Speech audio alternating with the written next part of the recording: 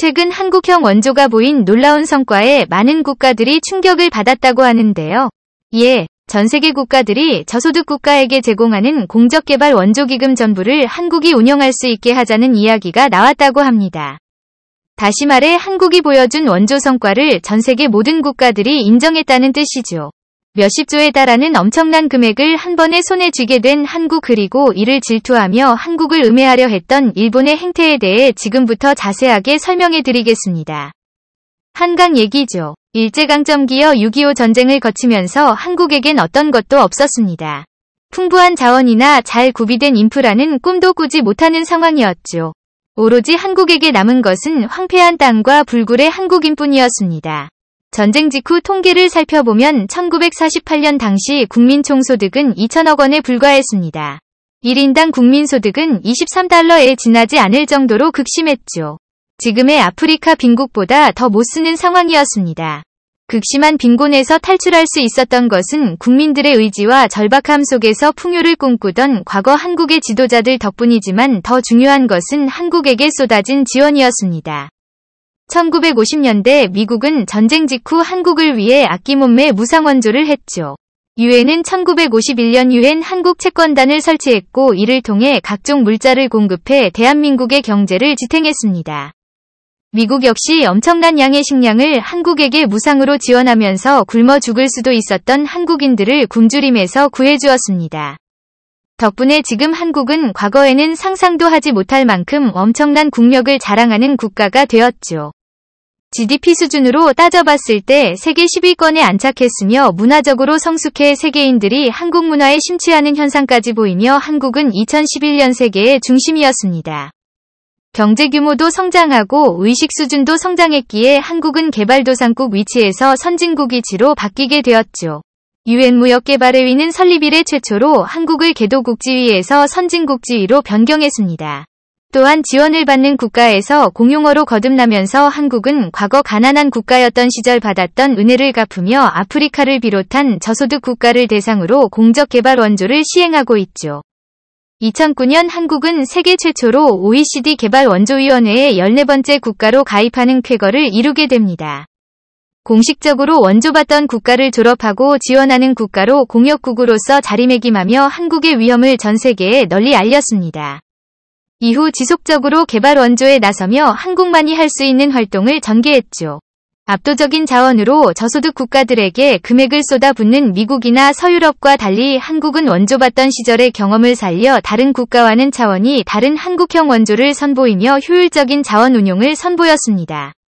그 결과는 놀라웠는데요. 한국에게 지원을 받은 국가들은 빠른 속도로 자립하며 계속해서 지원금을 받은 국가들과 달리 자생산업을 개발.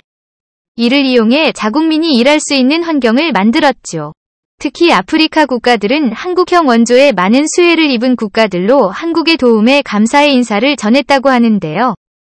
세네갈은 K 농업 기술을 전파받아 부족했던 농업을 끌어올릴 수 있었고 케냐는 한국 가전제품을 수입하며 첨단기기의 혜택을 누릴 수 있게 되었습니다.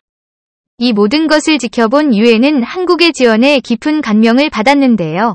서구권에서 몇십 년 동안 엄청난 양의 돈을 지원해도 자립하지 못하던 국가들이 한국의 지원 한 방이면 자립할 수 있는 힘을 기르는 것을 보고 한국에게 전적으로 금액은 물론 지원 방법까지 맡기겠다고 결정한 것입니다. 2012년 유엔 총회에서 지금까지 모은 돈과 앞으로 투자할 공적 자금을 합쳐 한국에게 운영을 맡길 것이고 한국형 원조로 저소득 국가들에게 실질적인 도움이 될 수 있게 계획을 짤 것이라는 소문이 돌았습니다. 다시 말해 세계 국가들이 한국형 원조를 인정한 곳인 셈이죠.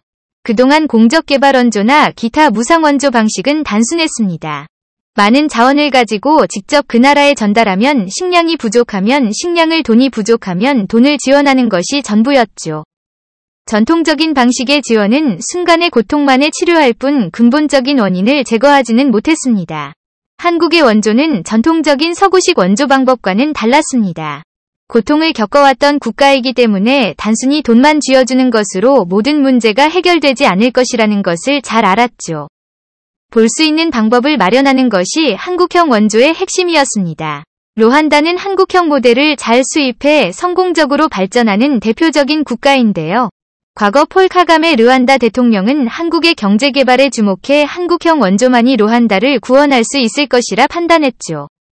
르완다는 한국의 통신 서비스를 도입해 자국에 적용시켰습니다. 호주의 롱텀 에볼루션 합작회사를 세우고 르완다 전역에 인터넷 호지 통신망을 깔아 IT 분야에서 아프리카의 한국이 되겠다는 전략이었죠. 단순히 돈만 제공해서 인프라를 깔게 하는 것이 아니라 한국 기술자들에게서 기술을 배워 르완다에 뿌리내릴 수 있게 한 것이 중요했습니다. 덕분에 르완다는 아프리카 국가 내에서 수준 높은 IT 환경을 구축하고 있죠. 아프리카 코트디부아르 역시 한국에서 새마을 운동 방식을 배워 마을 주민들끼리 서로 협력해 소득과 교육 수준을 끌어올렸습니다. 아프리카 개발은행과 함께 핵심 정말 두 곳의 선정 새마을운동 시범사업을 벌였는데 이게 제대로 대박이 난 곳입니다. 5인 1조의 소득증대반을 운영하고 공동사업의 가치를 깨닫자 돈 버는 것의 즐거움과 재산 증식의 가치를 깨닫는 아프리카 원주민들은 아침마다 새마을운동의 가치를 선창하는 모습을 보였다고 하죠. 마을 주민들이 직접 그 효과를 체험하게 만들어 단순히 돈을 직접 받는 것에서 벗어나 자립할 수 있게 만드는 것이 큰 특징인 한국형 원조는 세계은행은 물론이고 유엔개발계획과 같은 단체들의 관심을 받으며 한국의 지원 방식은 차원이 다르다는 감탄을 불러일으켰습니다. 아프리카는 아니지만 캄보디아는 한국의 도움을 받아 옥수수 신종자를 개발해 캄보디아 전역에 퍼뜨렸습니다. 기존 품종보다 수확량도 많고 가격도 저렴해 농가의 큰 수입원이 되었죠. 이 내용은 2019년 유럽상공회의 소백서에도 소개되어 큰 화제를 불러일으켰습니다. 에콰도르에도 비슷한 사업이 추진되어 농업 측면에 있어서 한국형 원조가 얼마나 의미 되었는지 알 수 있게 해줬죠. 설령 원조가 끊기더라도 자생적으로 먹을 수 있는 방법을 찾게 되니 세계 저소득 국가에서 한국의 지원을 원하는 것은 당연한 일이라 할 수 있습니다. 선진국 클럽이라 부르는 경제협력개발기구 총장직을 15년간 수행한 앙헬 구리아 사무총장은 인터뷰를 통해 한국이 보여준 성과는 놀라운 일이라며 극찬을 아끼지 않았습니다. 특히 한국이 보여준 생산성과 효율성에 감탄하지 않을 수 없다고 말하며 한국형 원조 방식은 다른 국가들이 따라 배울 만한 방식으로 돈만 퍼주는 기존의 방식 대신 한국형 방식의 표준으로 자리 잡아 빈곤 문제에 있어 탁월한 해결책이 되길 바란다고 말했죠. 제한된 금액으로도 놀라운 성과를 거두는 한국이 만약 엄청난 유엔 지원금을 위탁받아 이를 운용하게 되면 지금보다도 더 강력한 영향력을 발휘할 수 있게 됩니다. 사회적으로 선한 영향력을 미치는 한국과는 달리 일본은 공적개발 원조의 본뜻을 잊어버린 채 자국 영향력을 늘리기 위한 수단으로 지원을 아끼지 않고 있는데요. 인도네시아에 건설한 고토판장대는 이런 일본의 야욕을 볼 수 있는 지원 사업이라고 볼 수 있습니다. 인도네시아에 진출한 일본 기업의 에너지 수요를 충당하기 위해 추진된 때면 마을 주민들의 생존을 위협하는 일이 되었습니다. 일본 정부의 반응을 지켜본 이들은 주민들을 도와 대규모 공적 원조를 시행한 일본 국제협력은행과 일본 정부에 소송을 걸어 환경 피해와 터전 손해에 대한 보전을 주장했습니다.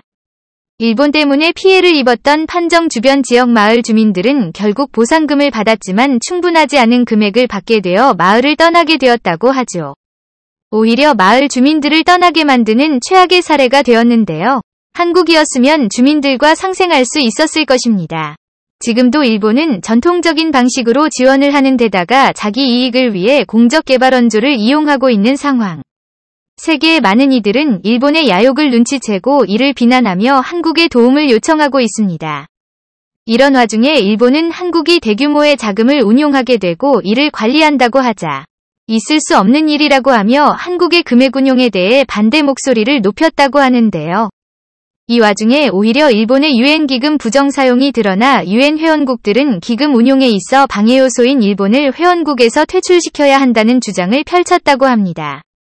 일본은 한국을 방해하려다 지금까지 쌓인 오퍼를 청산하게 생겼죠. 앞으로도 한국이 지속적으로 한국형 원조에 아낌없는 지원을 하길 바라며 유엔의 지원을 받은 한국이 세계 빈곤 퇴치의 선두주자가 되길 바라겠습니다. 시청해주셔서 감사합니다.